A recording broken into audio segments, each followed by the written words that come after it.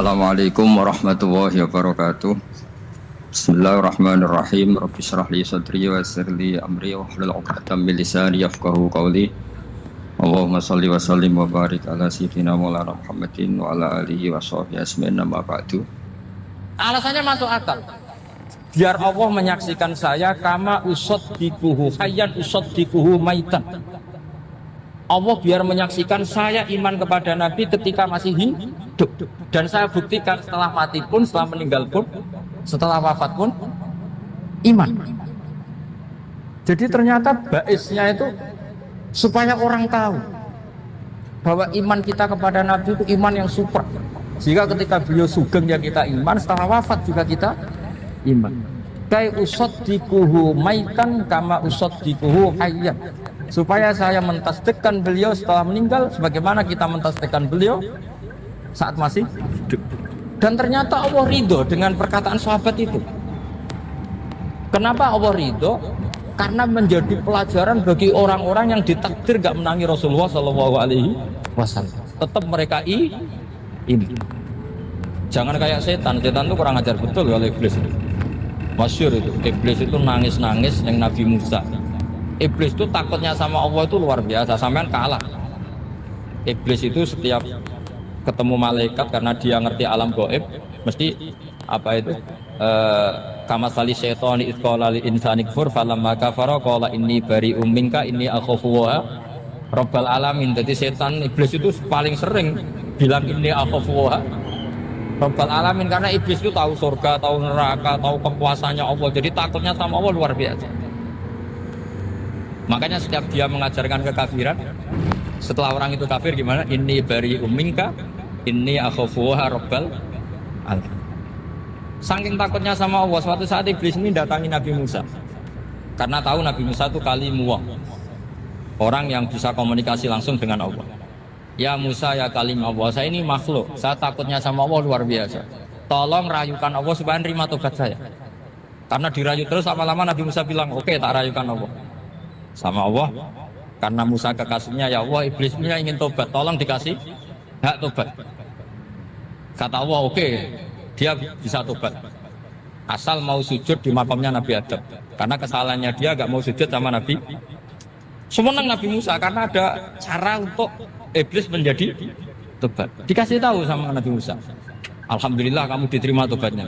Syaratnya apa? Sujud ke kuburannya Nabi Adam. Wah, iblis ya tahu aslinya terus. Asjuduhu maitan wa qad la asjuduhu hayyan. Ucapan kafir gimana? Inni bari'um minka inni akhafu wa rabbal alamin. Saking takutnya sama Allah, suatu saat iblis ini datangi Nabi Musa. Karena tahu Nabi Musa itu kalimullah, orang yang bisa komunikasi langsung dengan Allah. Ya Musa ya kalim Allah, saya ini makhluk, saya takutnya sama Allah luar biasa. Tolong rayukan Allah supaya nerima tobat saya. Karena dirayu terus lama-lama Nabi Musa bilang, oke, tak rayukan Allah.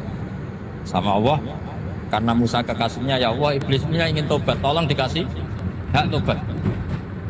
Kata Allah, oke, dia bisa tobat asal mau sujud di makamnya Nabi Adam. Karena kesalahannya dia gak mau sujud sama Nabi. Semenang Nabi Musa karena ada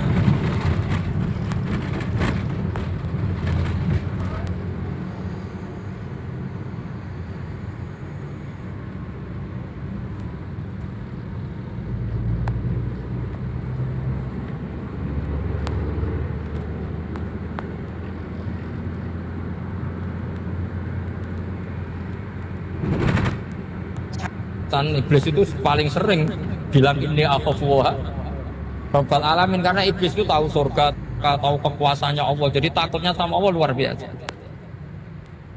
Makanya setiap dia mengajarkan kekafiran, setelah orang itu kafir gimana? Inni bari'um minka inni akhafu wa rabbal alamin. Saking takutnya sama Allah, suatu saat iblis ini datangi Nabi Musa. Karena tahu Nabi Musa itu kalimullah, orang yang bisa komunikasi langsung dengan Allah. Ya Musa ya kalim Allah, saya ini makhluk, saya takutnya sama Allah luar biasa. Tolong rayukan Allah supaya nerima tobat saya. Karena dirayu terus lama-lama Nabi Musa bilang, oke, tak rayukan Allah. Sama Allah, karena Musa kekasihnya, ya Allah, iblisnya ingin tobat, tolong dikasih hak tobat. Kata Allah, oke, dia bisa tobat asal mau sujud di makamnya Nabi Adam. Karena kesalahannya dia gak mau sujud sama Nabi. Semenang Nabi Musa karena ada cara untuk iblis menjadi tobat. Dikasih tahu sama Nabi Musa, alhamdulillah kamu diterima tobatnya. Syaratnya apa? Sujud ke kuburannya Nabi Adam. Wah, iblis kata aslinya terus. Asjuduhu maitan wa qatla asjuduhu hayyan. Oh zaman urip aku ora gelem, mbok nek wis mati. Oh dasar setan itu. Zaman urip aku ora gelem, wis mati mbok kon sujud. Kumat maksudnya terus ya sudah terus sampai sekarang akhirnya. Kalau sekarang tidak mungkin lagi karena nggak ada Nabi Musa. Jadi ijtihadnya sahabat melihat wafatnya Rasulullah itu beda-beda dan ternyata semuanya diridhoni Allah. Karena ternyata yang suka Nabi wafat dulu adalah ingin supaya umat Islam tetap mencintai beliau, iman sama beliau, tasdik sama beliau, sebagaimana tasdik zaman Zubair. Makanya kita harus mencintai guru-guru kita. Uhibbuhu maitan kama uhibbuhu hayyan. Saya sampai sekarang itu ya merasa Mbah Mun itu tidak meninggal. Saya masih merasa kalau bapak saya tidak meninggal karena kita mencintai beliau-beliau ketika hidup dan ketika wafat itu karena beliau-beliau sama kita juga seperti itu. Rasulullah itu ketika mendekati wafat, ya bahasa halusnya intaqala ila rafiqil a'la. Itu Nabi kalau ngedikan tuh rileks sekali. Hayati khairun lakum wa wafati khairun lakum. Cung aku nak uripku ya apik, engko nak aku wis kapundhut ya apik. Fa amma hayati fali asunna lakum as-sunnah. Sebagian riwayat fa innakum tuhadditsuna anni wa uhadditsu ankum. Kalau saya masih hidup, saya bisa mengajarkan kamu sunnah, mengajarkan kamu tradisi-tradisi yang benar. Dan ketika aku mati, ketika aku sudah wafat, maka saya jejer Allah, kata Nabi. Saya berdampingan dengan Allah, maksudnya dekat Allah. Tentu bila kevin walan hisab. Terus sudah fa inna amalakum, amal-amal kamu diperlihatkan ke saya. Berhubung saya sudah dekat Allah, kalau amal kamu baik, saya muji Allah. Kalau amal kamu buruk, saya langsung mintakan ampun kepada Allah. Jadi Nabi rileks sekali. Artinya saya hidup bagus karena bisa mengajarkan kamu as-sunan wa syara'i. Kalau saya wafat karena saya dekat Allah. Kalau kamu baik, saya muji Allah. Kalau kamu buruk, saya mintakan ampun kepada. Guru-guru kita juga seperti itu. Justru setelah wafat, beliau-beliau punya kesempatan dekat sama Allah, dekat sama Al-Malail A'la, sehingga mendoakan apa? Terus kata Sayyid Muhammad, wala taqulu lima yuqtalu fi sabilillahi amwat. Kamu jangan pernah berkeyakinan atau berpendapat atau berkomentar kalau orang-orang yang mati fi sabilillah adalah berstatus apa? Mati, amwat. Kalah. Terus kata Sayyid Muhammad, hadza li amati syuhada. Ketentuan ini bagi umumnya syuhada. Artinya gini, umumnya syuhada saja tidak berstatus amwat, apalagi hadza Rasulullah sayyidul syuhada, sayyidul anbiya, sayyidul mursalin, tentu tidak pernah berstatus amwat. Ya saya ulang lagi ya, jadi zaman cara berpikir amatus syuhada, syuhada yang umum saja berstatus hidup, tidak boleh distatuskan amwat. Apalagi Rasulullah itu sayyidus syuhada, sayyidul anbiya, maka status beliau pasti hayyun la yamut, pasti beliau itu hidup tidak. Dan karena beliau itu asfaq, sangat sayang kepada kita, sebagaimana zaman beliau hidup itu sayang kepada kita sampai nangis-nangis minta hak syafaat, maka setelah meninggalkan pun beliau pasti sayang kita dan pasti berusaha supaya kita diampuni oleh Allah Subhanahu wa ta'ala. Sehingga ada sahabat yang tadi berpendapat kalau saya nggak masalah Nabi wafat dulu, supaya Allah menyaksikan saya usaddiquhu maitan kama usaddiquhu hayyan. Jadi ini cerita ya, cerita sudut-sudut pandang. Oke, itu penting sekali. Kata Sayyid Ali yang Shahibus Simtud Durar itu, wabihi qiwamus syariah, yang bisa mengawal syariat itu hanya fikih. Fikih itu ya kalau yang paling gampang untuk kita misalnya punya Fathul Qorib, Fathul Mu'in, Fathul. Tapi yang faham betul, mesti faham itu ngelotok setengah hafal. Jangan bawa kitabnya tok, sementing sekian semester terus selesai. Itu sama-sama dosa, itu dosanya ya dosa, mahasiswanya juga dosa. karena sudah terlanjur sarjana agama, ternyata nggak bisa, itu kan mendingan ndak sarjana agama. Itu saya tak cerita sama Kiai Roba, itu ada fatwa kiai juga wali.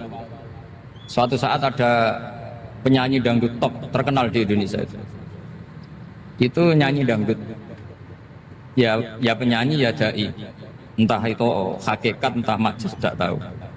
Itu kiai itu fatwanya lucu. Kalau kamu datangi dia pas main dangdut, masih saya beri izin. Tapi kalau datangi dia pas pengajian, itu tak larang. Kan santrinya jadi eskal. Ini pas pengajian dilarang, pas dangdutan kok malah dapat izin. Tapi bukan berarti halal ya, dapat izin. Dapat izin kan potensinya bisa karena dilarang lah ya tetap belerot. Terus suatu saat si santri ini setengah wali, tidak wali tapi setengah. Lama-lama itu memahami gurunya, ternyata sirinya begini. Kalau seorang penyanyi yang tidak pernah ngaji kemudian ngomong agama, itu potensinya itu fadallu wa adallu, sesat dan menyesatkan. Tapi kalau dia sedang nyanyi dangdut, penyanyinya cowok, sama jangan bayangkan dangdut putri, enggak, itu cowok sudah tua lagi. Jadi potensi halalnya ada lah maksudnya untuk, tapi tidak alat musiknya, orangnya. Tapi kalau dia nyanyi itu paling dosanya hanya nyanyi. Saya ulang lagi ya. Murid tadi akhirnya paham kalau datangi pengajian itu artinya ikrar kalau dia seorang dai atau seorang yang layak ngomong apa? Agama. Itu lebih bahaya karena kita santri, apalagi kita doktor atau MM, terus ngekrori orang yang nggak jelas asal usul. Tapi kalau nyanyi kan nyanyi saja. Sehingga itu menjadi fikih. Bahaya terbesar dalam fikih adalah apa? Mengkaji fikih tidak dari ahlinya. Ya seorang lagi ya, mengkaji fikih tidak dari apa? Ahli. Nah, kenapa demikian? Begini, saya beri contoh.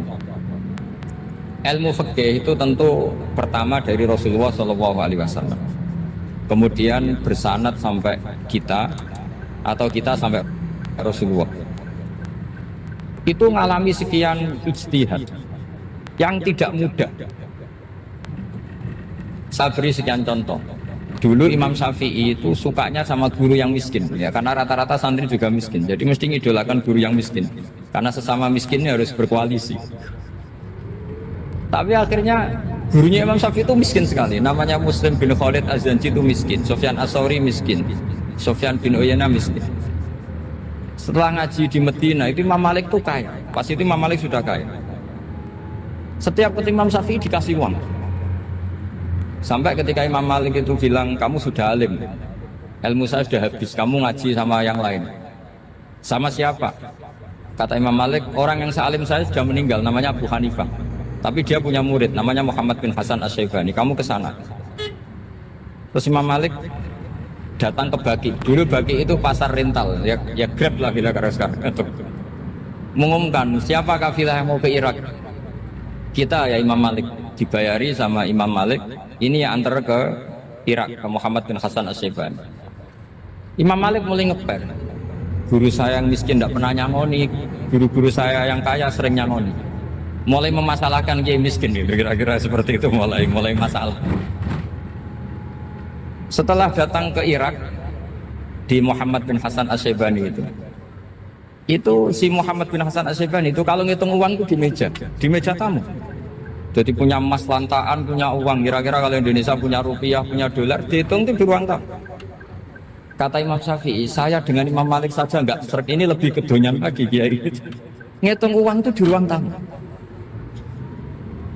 Akhirnya si Muhammad bin Hasan Asy-Syaibani ini ahlul usul, dia pakar usul. Kamu heran sama saya? Iya. Kiai kok kedunyan, dia ngomong gitu. Tapi kata Muhammad bin Hasan Asy-Syaibani, kalau kiai tidak boleh kaya, kita kayak wong fasik. Ben gue demenan, gue mabuk. Oh jangan, nanti dipakai maksiat. Tenjenengan mawon kersane digetokan. Berarti kiai oleh sugih, pun angsal-angsal. Semenjak itu jadi satu fikih bagi Imam Syafi'i. Ternyata kalau mengharamkan kiai sugih berarti membolehkan yang fasik sugih. Kalau yang fasik sugih bisa dipakai i'anah alal maksiyah.